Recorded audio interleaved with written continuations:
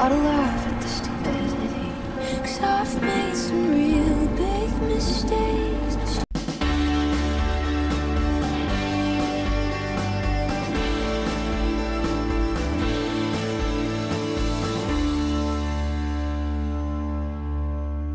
First of all, we have to acknowledge that we've both worked with Jean-Marc Vallée. Exactly. On limited series. Exactly. Yeah. Which you kind of had him first.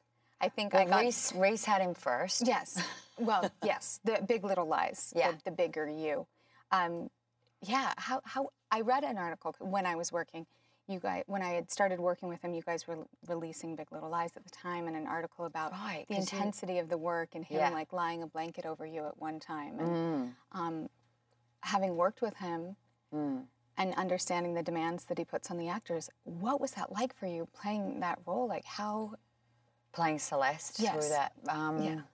Yeah, it was intense, actually. It was incredibly intense, but it was also very freeing because the style in which he shoots, I find very freeing for my, particularly for that and for what Alexander and I were trying to do with the relationship. And he was capturing, you know, it was like almost slice of life where he's in there with the camera, and because he operates the camera sometimes, or he's just so, he's brilliant at editing, there was a way in which he could just already picture what he needed. And so I found it, you know, I was really exposed, but that was good. What about you? It was challenging because it does create this voyeuristic energy where you feel like somebody's, Jean-Marc is being such a voyeur into the process. And well, your playing a character character, who's very, I mean, both of our characters were intense and both vulnerable in different ways, you know, and I think it was a challenge endurance-wise because I had so much to do. That the way that he shot became such an endurance challenge because we were, you know, he goes over and over and over from he never. You're amazing in it. Oh, thank you. You're amazing in it. Thank you.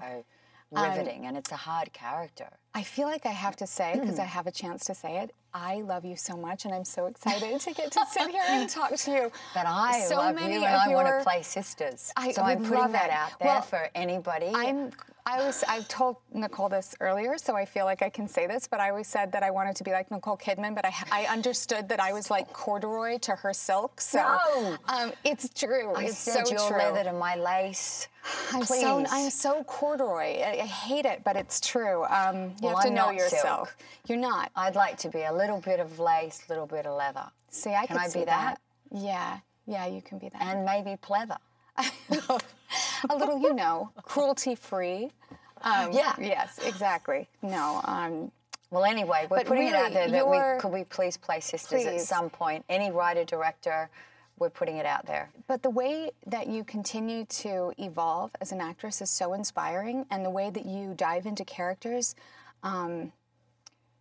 I've talked about feeling like you lose something when you act. I really feel like you put something of yourself, not personality or anything like that, just a piece of your soul or your spirit goes into these characters, and it so comes through the screen, and And you just don't disappoint, and you're amazing. But you have impeccable taste. And just every single character that you play, which is why I just saw Vice. Yeah. And once again, like gobsmacked at your talent because you become her. You're her. She reminded me of my grandmother very much, and so she felt really familiar to me. Wow. And so I was able to sort of find a place where she lived inside of truth for me, because I grew up knowing women like Lynn who were self-starters and uncompromising and direct and not afraid to speak their truth. And it was strangely empowering, because I would go on set and have these debates with Adam as Lynn Chaney. So we would talk about the political events of the day, and I would, you know, imagine Lynn's point of view based on what I'd read about her. So did you stay in character for most of it, or you would just take on that so that you could see it through her lens? Exactly. I would take that on. And especially because Adam requires a lot of Improv, exactly. So I wanted to feel like I was loose inside of how I imagined she would approach that. Did you... the scene where you and Christian speak Shakespearean, did you guys... that was obviously written. That was written. I memorized that for... It's a great scene. I had a contest with Christian to see who could memorize it first, and he won, of course. He did? I would have put my money on you. No, I have a feeble brain. He won, and that was with him working every day at 2 o'clock in the morning and getting makeup. I still won. I was not happy about it. 2 times. 2 times! I have to drag you out of that jail like a filthy hobo. I'm sorry, Lynn. What? What did you just say? I'm sorry, Lenny. You're sorry? Don't call me Lenny. I have a tough time learning lines, though, to just follow that thought through. I do, actually. I find it sometimes... I literally have to put the time in. If I want to be... And there's different directors, right, that require different... So sometimes there's improvising. Sometimes you can move around the line and fill in. And other times it is literally to the... to the rhythm, to every piece of punctuation, you take a breath when they want you to take a breath. Have you run that scope of directors? Oh, absolutely. Yeah. I have people, much to the writer's chagrin, where the words don't mean... They're throwing out lines at you. David O. Russell will throw lines to you in the middle of a scene, and you're just saying them well in these intense situations. Yeah. Or Aaron Sorkin, who sings very... Yeah. Well, that was when I did a guest spot on Westwood, but Westwood? You know what I mean, West Wing. So it was all over the place. Yeah, but I love that. Do you love that there's that sort of, that being able to work with, and I always say as an actor, you have to go in, because people say, what's your process? I say, well, it changes every single film. I agree, and I think it's so important to have that adaptability, because you never know the actor you're going to be working with, the director, what the day calls for, so. But do you do a lot of prep? I do.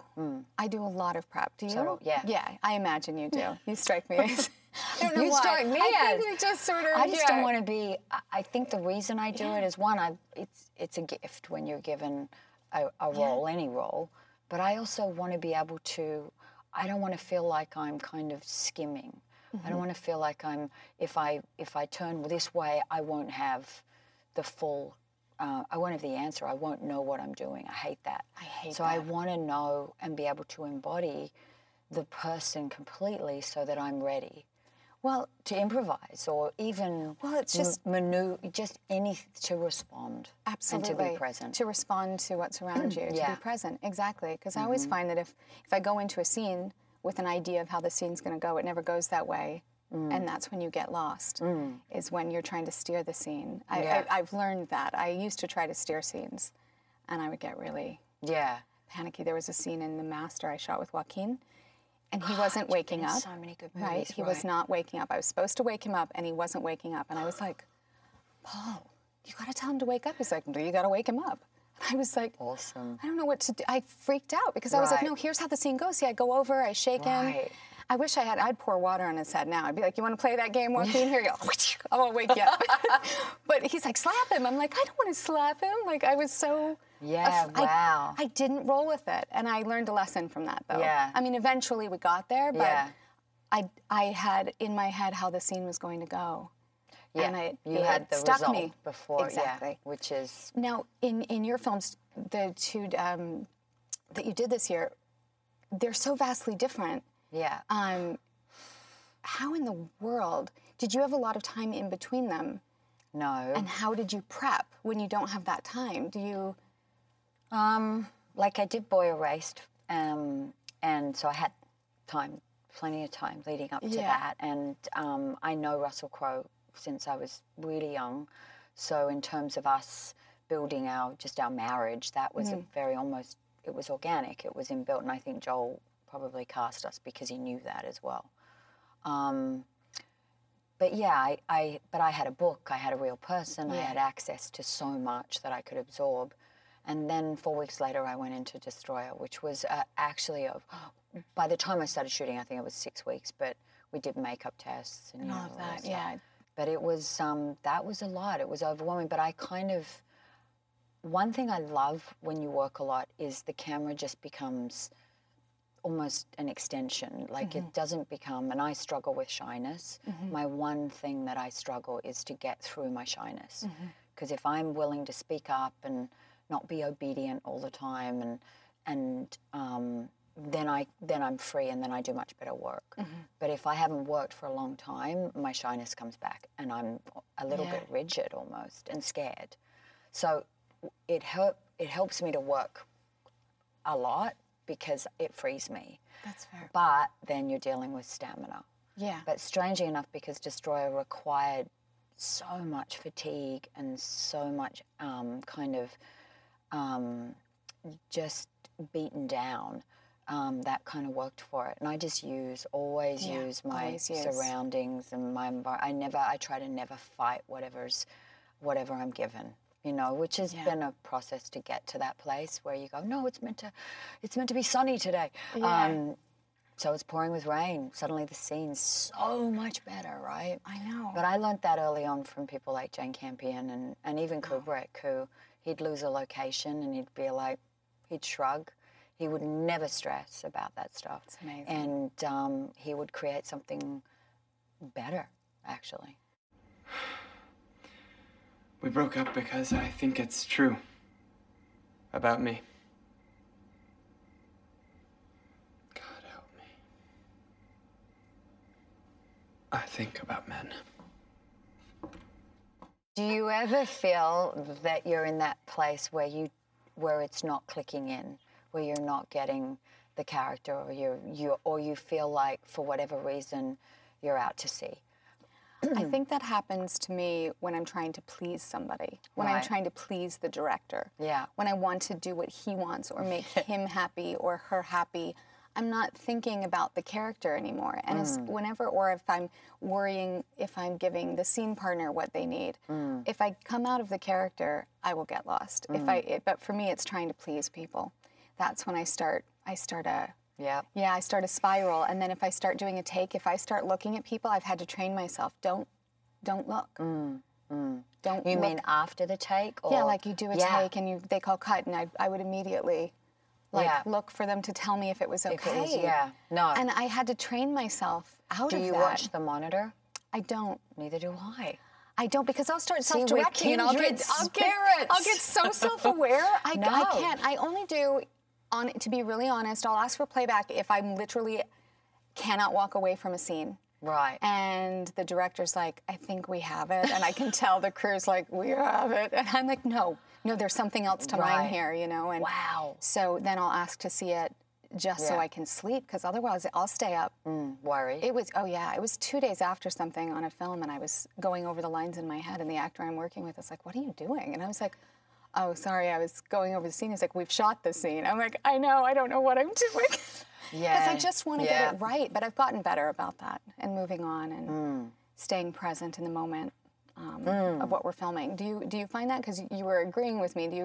I don't look at the monitor. Do you still try to please, though, or? I have, I have a pleaser personality. So there'll be times when when I'm my good girl, where I'm being really, really well behaved and really good, that can sometimes not work for me because I have other ideas. I have like a crazy imagination and ideas, and sometimes I'll just be like, oh, that's just too wild. And now what I've trained myself to do is just do it. Oh, it's so and great. I always go, and I never ask, I just do it. Just do it. Yeah, because then it's being true to the character and who I am. Absolutely. And what I'm feeling. And your instincts and I come through feeling. Yeah. And I block everything out.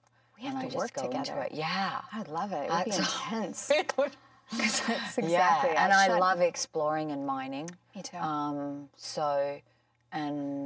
I love obsessive directors. I love directors that are just like, okay. I love the passion. So anyone that people think is difficult, I usually do not think is difficult. I'm okay with difficult as long as they're nice. Yeah. Do you know what I mean? Usually it's nice, I mean, if the director's obsessive. I'm trying to get this and I'm trying to get that. No, screaming at me. I don't like yelling. No. I shut down. I haven't really ever worked with yellers, so I'm sort of...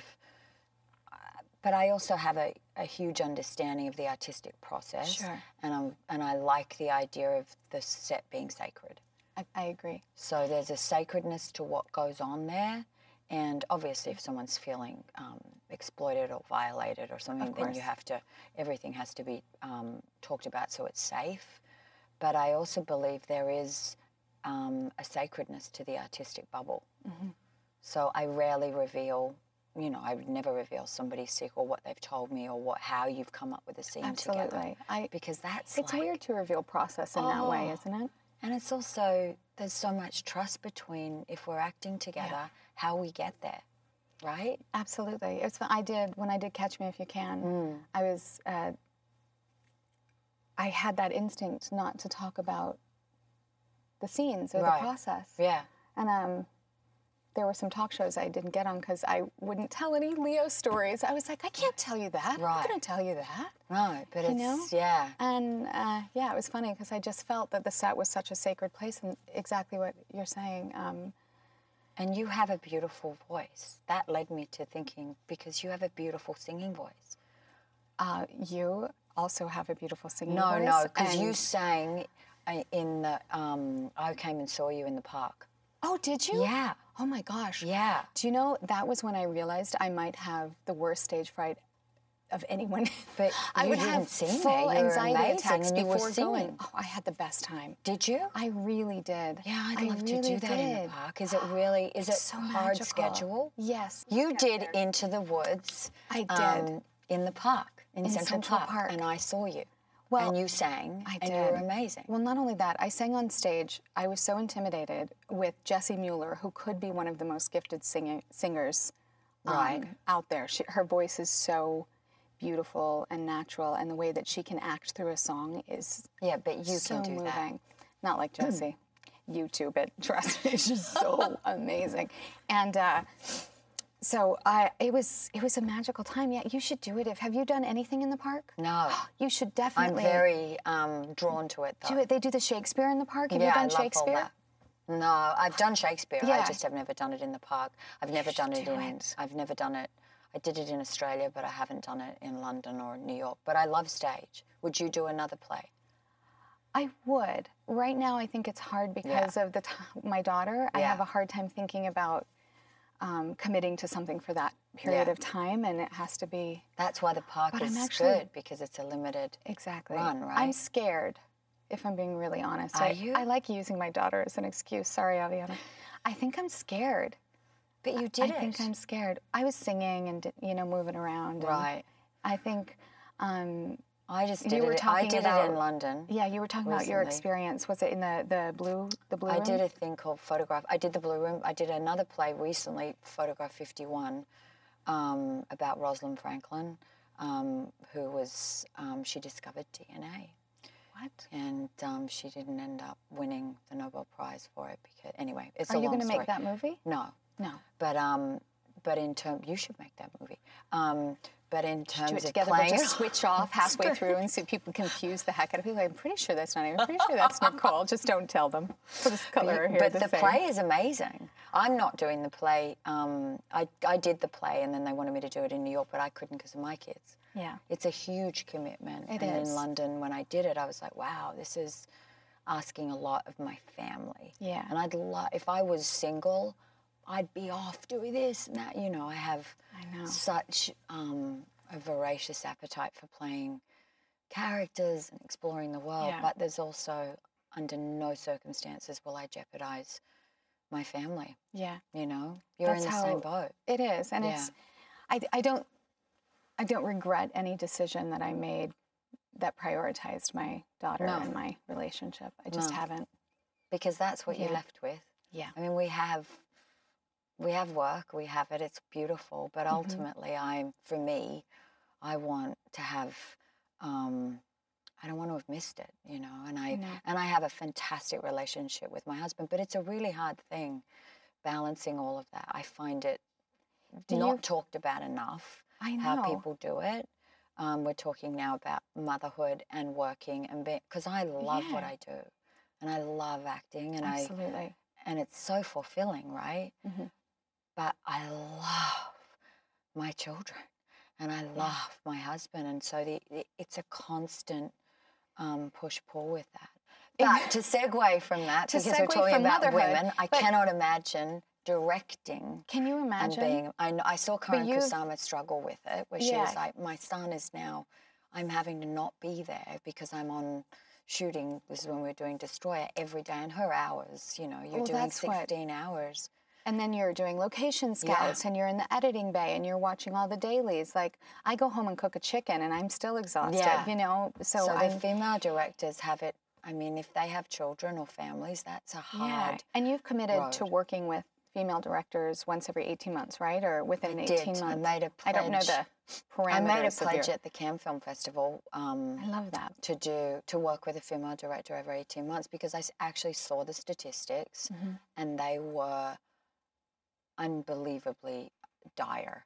And I just went, the only way you can change this, and Meryl Streep and I were, and there was Kate Blanchett, a bunch of us were sitting around a table. I would have loved to be at that table, I have to say. I was like, one night, strangely enough, it was after the Oscars, and instead of going to the parties, we all went and just had a bite to eat.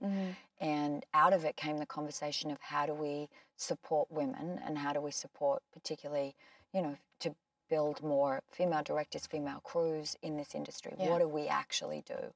And that was when it was said, we just actually have to start to say, yes, I want a woman to direct this. And so that's where I went, okay, I'm going to make this pledge publicly. And I think I've exceeded it, actually. That's amazing. Yeah. Well, I appreciate that. And I so appreciate you for your years. I feel like I'm wrapping up. I so appreciate you and you, but I do. I feel like you, I mean, like, I'm so excited. I don't want it to end. So I'm like, I've got so much to ask you. So many questions, but also just, you know, we don't get enough time to talk to each other and celebrate each other and, you know, and work with each other and really get to know each other's process. You're amazing. And you continue to raise your bar. And I love it, because there's nothing I love more than a bar that's raised and it's exciting. And if you're in it, I will see it. I'm not good. I'm the one who's bad. It's not you. All right? I lied. I stole. And worse. Welcome to the DC universe. I know. I think I'm out of the DC universe now, but I was in it for a while. Yeah, I think they're revamping that. I don't know the details. But you're not ever allowed to really discuss anything to do with it until it's out, right? No. Yeah, so I'm sort of going, what do I say about Aquaman right now? That you're in it. I'm in it. Yeah. I'm in it. And James Wan directed it, and Jason Momoa plays my son, and I play a queen, which was kind of hard to turn down. Appropriate, I think. I was like, I got to wear that crown. I want to put on that suit. And did you love it? I actually loved it because my daughters were so interested. Yeah. And they're not usually that interested. I've played a princess, so I They would have been, that was fun. Yes, my daughter and did my ask daughters me. have watched you play a princess, so you're very popular in our household. My daughter said, can you please go do a movie that I can see? Because none of the movies I've done recently. She's like, can I watch Sharp Objects? I'm like, oh, God, please, no, never, never. She's like, what about when I'm 16? I'm like, nope. No. Big Little Lies, no. They're going to, though, and then it'll be wonderful conversations, I think.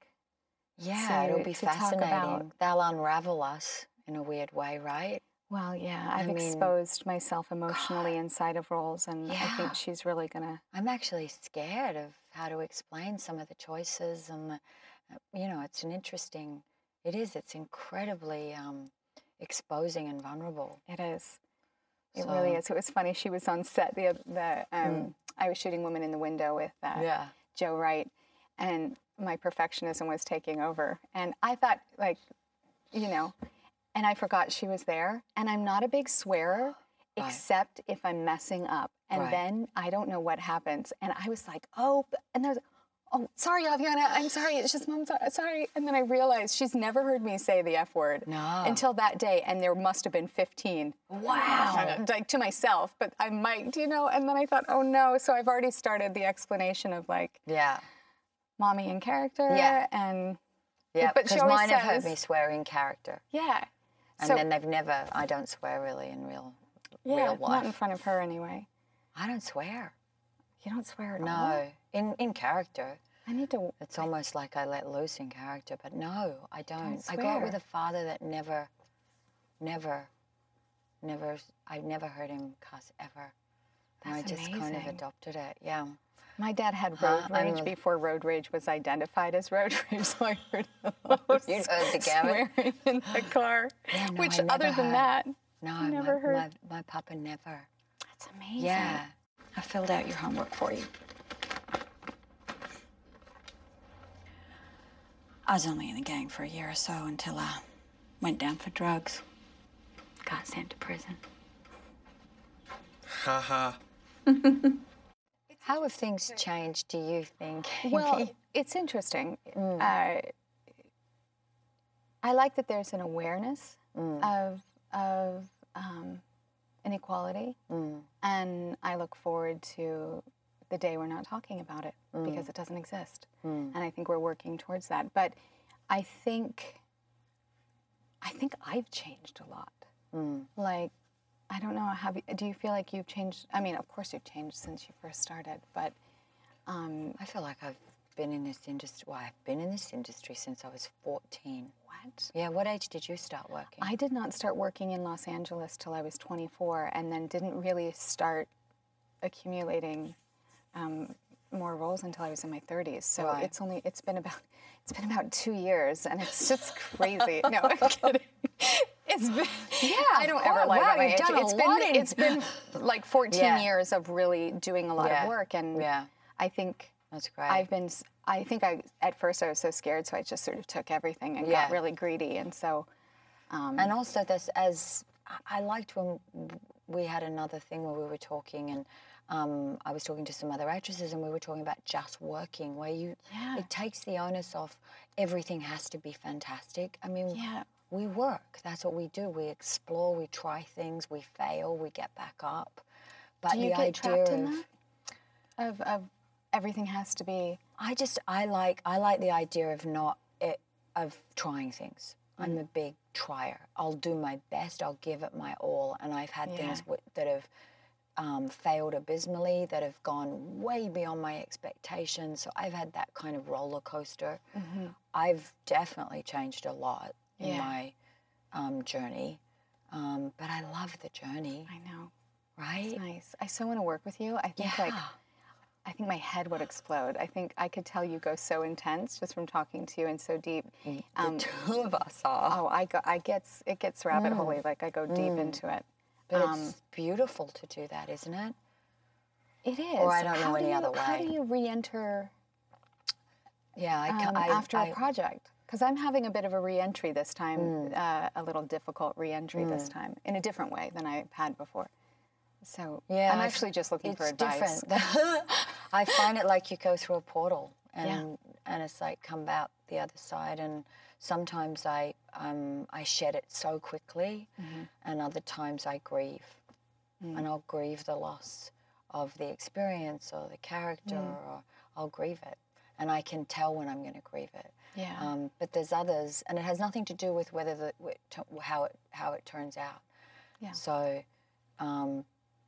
It's just to do with my own connection to the character. And then there's a couple of times, maybe 4 or 5 times I've had it where it's actually entered me into every part of me, and I find that a little frightening. Yeah. Because then I'm like, wow, I'm like in some weird place here that's really, I'm not quite sure what I am or who I am. My identity gets a little lost, and then I come back and I'm like, oh, here I am, I'm back in real life. We're going to discuss this right now while you smell like vomit and cheap booze. Here's my plan. Either you stand up straight and you get your back straight and you have the courage to become someone, or I'm gone. Did you have trouble? No, I didn't. Lynn Chaney, I didn't. I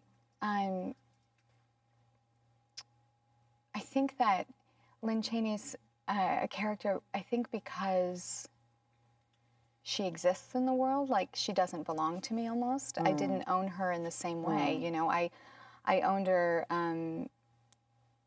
intellectually and emotionally, but not like spiritually. Whereas when I played a character more like Camille, that one, I think it's when I dive into the part of my psyche that I work really hard not to live in. Yeah. That's when I have a really hard time.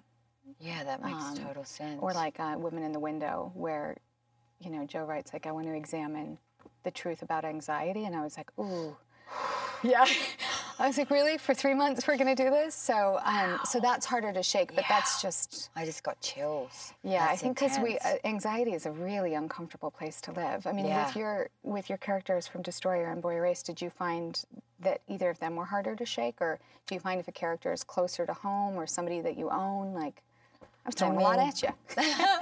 The Boy Erased I felt very close to in terms of wanting the affection and the love, and actually where she ends up is so beautiful. So emotionally I was able to, she's also quite fluid, so that was, I was able to, even though she does something terrible to her son, she does it without any malicious bone in her body. She did it because she thought it was the most loving thing to do, and it was wrong, and she's acknowledged that was wrong. The Destroyer character, on the other hand, it was so rage-filled and depressed and